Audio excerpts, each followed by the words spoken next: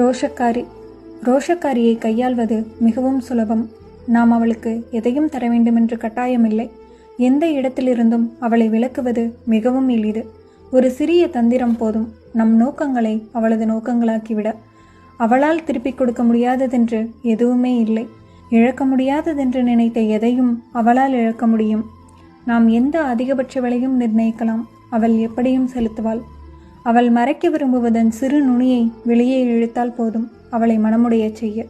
அவள் நினைக்க விரும்பாததை சற்றே நினைவூட்டினால் போதும் அவளை பற்றி எரியச் செய்ய. ஒருமுறை அவளுக்கு எதையேனும் மறுத்தால் மறுமுறை அதை அவள் ஒருபோதும் கேட்டதே இல்லை. சிறிய தவறுகளுக்கு பெரிய தண்டனையை ஏற்க அவளைப் போல யாருக்கும் முடியாது. யாரும் சொன்ன சொல்லை அவள் அழிய விடுவதே இல்லை. அழுவதற்கு அவளுக்கு காரணங்கள் தேவையில்லை. யாருக்கும் தெரியாதது அவள் கண்களுக்கு மட்டும் தெரியும். ஒரு இலையுள்ள செடியைப் போல இருக்கிறாள். ஓரிலை